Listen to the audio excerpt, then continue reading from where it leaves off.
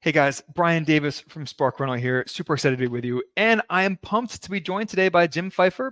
He is the co-founder of Left Field Investors, an experienced real estate investor who has a passion for passive investing in real estate, like myself. So Jim, welcome to the show.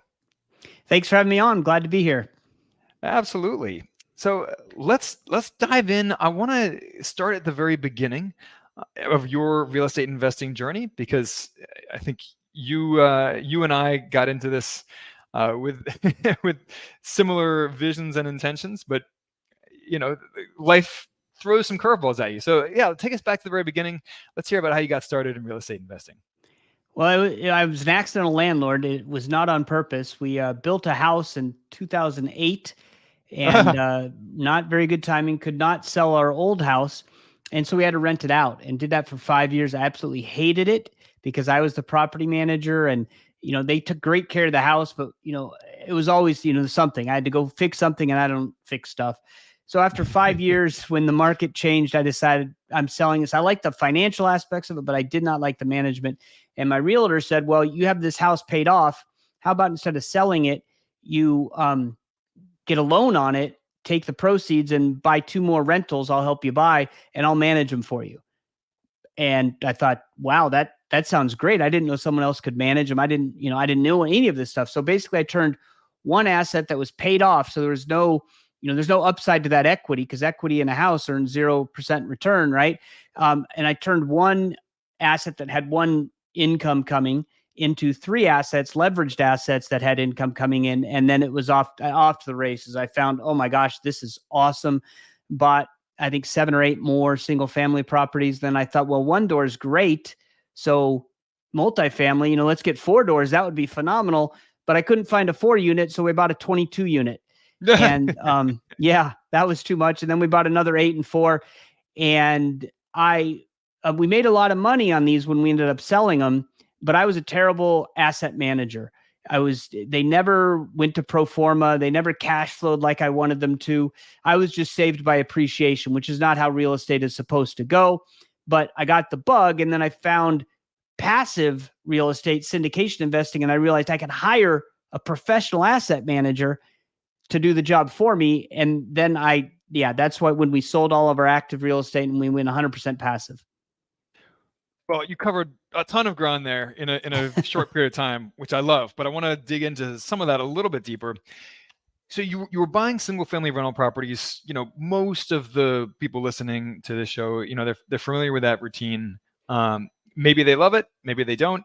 I hated being a landlord like yourself. But one of the things that a lot of our listeners have not done is made that jump from residential properties, the 1 to 4 unit properties, up to commercially zoned properties with 5 or more units. So tell us about that jump that you made from single family rentals all the way up to a 22 unit apartment building, because that's a difficult transition for a lot of people. Yeah, it was not intentional. I can't claim that I knew what I was doing. I just had a realtor. Well, my initial realtor who sold me the first 3 single family said, multifamily is a disaster. Don't do it. It's a huge mistake. And so I went and found a different realtor because I wanted to do it anyway. And so I thought I was going to get a 4 unit, but we found this 22 unit the guy wanted to show me. And every step of the way, I kept saying no.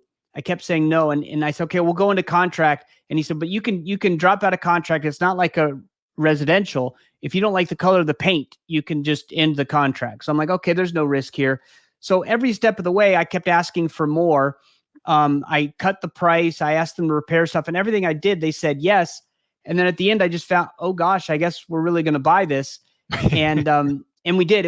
And like I said, it was a C-class property, so it was really tough to manage. I was constantly fighting with the property manager to not evict tenants because I wanted the cash flow, not realizing that that cash flow was coming at a cost of having bad tenants. And so it was just a battle the whole time. I think we owned it 3 years. It more than doubled in value. But when I sold it, the best part about the sale was I sold it to somebody, a friend of mine who was really good at this kind of thing. And I knew that he would then take it and double the value in another year. I just didn't have it in me. And that's what he did. He took it over. He evicted who needed evicting. He did all the work. He had the work crews. And he doubled the value again in less than a year. And that's a win-win, right? That's what I love about real estate. I knew I wasn't equipped to do what he was going to do. He knew how to scale it and do it correctly. And so I made the money I wanted to make. And then I was able to sell it to somebody who also made money on it as well. And that's just one of the things I like about real estate. But the multifamily step, I went too big. I should have done the 4 unit and just saw how that went. Instead, Right. I went 22, then 8, then 4, slowly getting smaller and smaller. But yeah, I wouldn't recommend it. If I had known passive investing and syndications was available, I probably would have jumped right to there rather. I mean, I'm glad I learned the lessons I learned. And I was fortunate to make money just because of dumb luck. The market did it for me, but I guess it's part of the journey, right? It is. And, I have made all kinds of bad investments in my day. So, among real estate, among stocks. So, Yeah. No judgment from me. And at least you made money. A lot of Right, my investments did not make money. Yeah, that's the bonus. I did something stupid, but I made money. So I guess it's okay. Well, that story, it illustrates to me that concept of the cost of headaches and of hassles, right? With active investing. And you have to kind of take that into account when you are thinking about returns in general. So you had this asset that, it sounds like cash flowed reasonably well, and it certainly appreciated well, doubling in value over 3 years. But it sounds like it was a nightmare the entire time you owned it. So, how do you calculate the cost of all those headaches, all those sleepless nights? To me, that is one of the huge advantages in passive real estate investing is you don't have any of those headaches. Now, you still have risk, of course, and you still have some other downsides or things to be aware of. But let's switch over to talking about passive investing, and let's talk about why you made that switch to begin with. What it is that you love about real estate syndications and other types of passive real estate investments. Yeah, I went to a real estate seminar put on by the real estate guys, the real estate radio guys, or whatever their name is. Anyway, it was about how to become a syndicator. And so I went to that thinking, it hadn't sunk in yet that I was a bad asset manager. So I went, but after about 5 minutes, I realized, I want to be this thing they're calling LPs, because I didn't really know that was an option. And once I learned about that, I thought, oh man, this is it. So I just jumped in, and I did it exactly wrong, just like I did the other stuff. I was at this conference. I realized I wanted to be a passive investor. I had an old 401k rollover that was burning a hole in my pocket. So every operator I met, it seems like at that seminar, I said, hey, can I invest with you? Here's 100 grand. Here's 50 grand. And I just assumed that if you're at a conference that you must be awesome, right? Because you were invited there. And I've learned otherwise now. That's where everybody just shows up. You still have to do your due diligence. So some of those deals were okay. Others are not so much. A couple are good. But that was my start. And since then, I've learned a lot, right? With the community we started and all of that. So I've learned how to be better. But the bottom line is, the question you ask is, what do I like about it? And it's that I can hire a professional asset manager who their only job is to manage multifamily properties or self-storage or whatever asset class. That is all they do all day long. So they're professionals. So they're going to do it a lot better than I will, right? And so I think if you want to be an active investor, you have to have some kind of advantage that no one else has. You know the market better. You swing a hammer better than anybody else. You can do it more cost effectively, something. I didn't have any of that. But what I can do is I can crunch numbers and I can evaluate people, and then I can invest in them and have them run the asset. So you have to be the kind of person that's willing to let someone else take your money and run with it in a good way, right? Manage an asset. But I just kind of looked at my strengths and weaknesses and thought, well, I want to be in real estate. I know why it makes sense. I'm pretty good at the financial stuff. I just don't want to deal with, the toilets, tenants, termites that everybody talks about. And so I found a way that I could still be in real estate and not deal with those things. And so that was really compelling to me. Well, it shows a level of wisdom that you were able to look yourself in the mirror and be honest with yourself about your strengths and weaknesses. When I first got into real estate investing in my early to mid 20s, I certainly did not have that kind of wisdom. I didn't even get any help. I was young and dumb and overconfident, hubris of youth. I'm going to go out there and I'm going to do this on my own, and I don't need anyone else. And of course, I made every mistake in the book, and it was super expensive. Yeah. So kudos to you for just recognizing your own limitations and what you are not as good at, and then delegating that to someone else. And I think delegating is a hard thing. It's hard for entrepreneurs. It's hard for investors, and of course, real estate investors, at least active real estate investors, flippers, rental investors, they are entrepreneurs in their own way. Even if they don't have any employees, they're still in business, on the side of their full-time job, going out and buying properties. So I love that notion that you had of, I'm going to delegate the asset management to a professional. And that's another level beyond delegating the property management, right? Which you had already been doing. So I love that. What are some of your favorite investment property classes right now? What are you excited about right now as a passive real estate investor? Yeah, I think right now I'm a little bit cautious, but I think some interesting stuff is coming up. So right now, I really like debt is very interesting to me. I do some private lending, but I also do some syndicated debt opportunities, things that have quick paybacks like the ATM machine funds. I do like those. And then, I think multifamily always has a space, and but I'm very cautious in that asset class because of all the things that have happened, and everyone now, the big rage is, distressed assets. And I think you got to be very cautious on that, but there is a place for that as well. You just need to really know the operator, I think, is key there. Well, that ties into a question that I've been quite excited to ask you is, what are some of the risks that you see in today's real estate market, and in particular in multifamily or in larger commercial properties, in the real estate syndication market? What are some of the risks that you see out there that not enough people are talking about? And the easy example is, 2 years ago, we all should have been more worried about interest rate risk, right? I mean, interest rates were super low. They had been low really for decades. No one was talking about the possibility that interest rates could go up, and they could go up quite fast. And of course, that led to a lot of people going out and borrowing variable debt, adjustable rate debt, not buying interest rate caps or any of those protections. So now, of course, everyone's talking about that. But what are some of the risks that you see now that people aren't talking about, but that are very real risks for passive real estate investors? I think patience is important. And one of the things that I see is everyone is really fired up about distressed real estate. And they're just going to, as soon as it comes, we're just going to jump in and make tons of money. And in fact, I just said, hey, let's look out for that, right? As a positive. I will also spin it into the negative. There are some of these deals that I've invested in that didn't turn out because of, I was so confident, and the operators were confident that they could keep flipping multifamily real estate, and interest rates, the increase wasn't the worst part. The worst part was the pace of the increase, right? And that's what caught everybody off guard. So now some of these deals aren't working out, and they're back on the market, and another syndicator is buying them.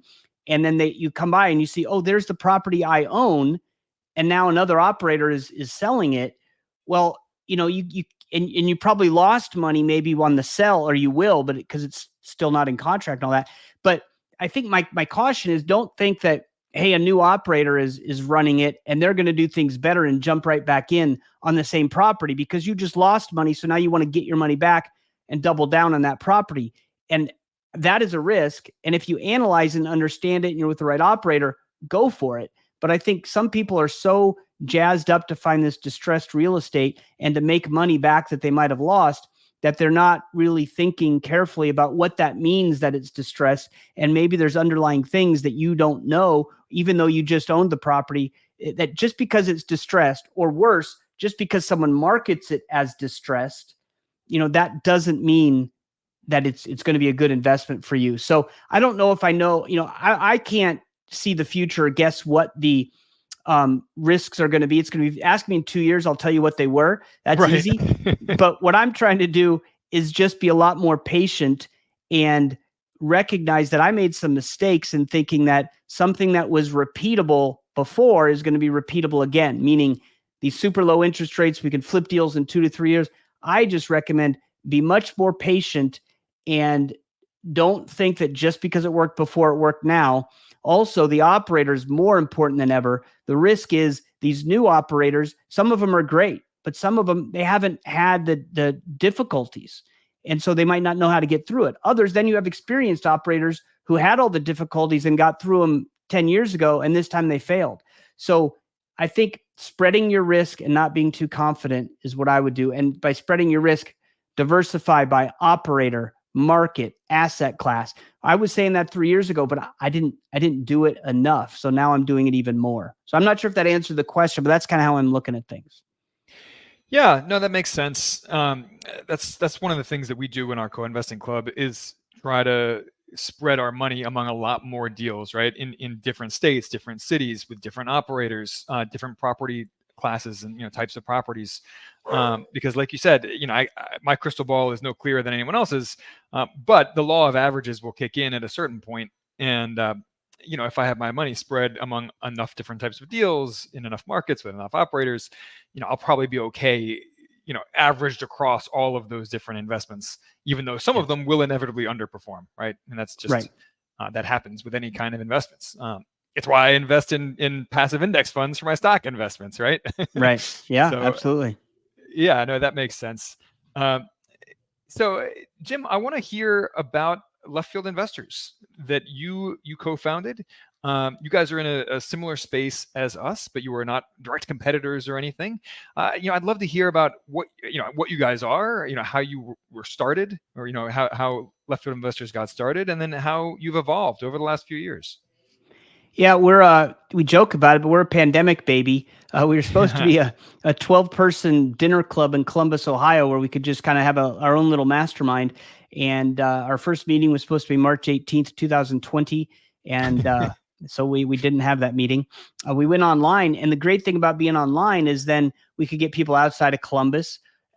Everyone was sitting at home with nothing to do. So we got some really high profile guests to come and teach us. And, we've spent the first year really trying to restrict the numbers. I don't want to go over 20. I don't want to go over 50. Right now we're at 1,800. So that's blown out the window. But the purpose of the community, what it's grown into, is we provide education, a network, and some deal flow to people who are interested in, financial freedom. And that's our goal. We have people that haven't gotten in a deal yet are part of our community. We have people who are in 100 or 200 deals, and they're part of our community. And the goal is really just to, if you go out your front door and you talk to your neighbors and you say, hey, let's talk about personal finance, they're going to say, I got this interest rate on my mortgage. I put money in my 401k and I'm, in index funds, right? That's it. And then you're going to say, oh, I do real estate syndications. And they're going to look at you like you came from another planet. And the only thing they're going to know for sure is you just said real estate, which is super dangerous, and syndications, which sounds illegal, right? So you got no one to talk to. And that's what a community, I don't think you can be a successful LP investor without a community, because that's where you get knowledge, right? You have your community, we have ours, we work together, right? We're partnering on things now. And it's all about that community because you need knowledge. And, Chad Ackerman, one of our co-founders, he heard me talk 5 years ago, or maybe 4 years ago. And he said, hey, how long did it take you to achieve financial freedom through syndication investing? And I said, 5 years. And he said, I'm going to do it in 3 because I'm going to learn from your mistakes. And you know what? Fair enough. He did it. He quit his regular job. He was dumb enough to start a new job. Now he works for Left Field Investors. So he's still a full-time employee, but he works for himself, right? So he ditched the W-2 in 3 years. And the point of that isn't that, oh, hey, great job, Chad. It was 3 years. The point is he used the community, the mistakes that I made and the collective mistakes that others in our community have made to shortcut the process and get it done in 3 years, right? He bought 2 years of time by joining a community. And you can't get that anywhere else, right? And again, you don't have to be in Left Field Investors. You don't have to be in your community, but join some kind of community that matches the culture of the community, matches your personality. And that is the path to success, I believe. Well, I couldn't agree more. And, it was just a few minutes ago that I told you about how, when I was in my 20s, I was foolish enough to try to go it alone and do it all myself. And guess what? I made every mistake in the book, right? Right. Mistakes that I could have easily avoided if I had gotten a mentor or a senior partner or just any kind of coach or someone who had done it before. Absolutely. Yes.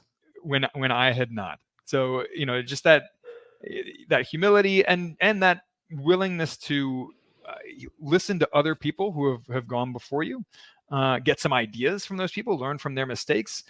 You can shortcut that path to financial independence, which we talk about all the time here on this podcast, on sparkrental.com. We're big on financial independence, but to your point about Chad, it's more about living your ideal life and doing your ideal work than it is about going and sitting on a beach somewhere sipping pina coladas, because that gets boring pretty quickly.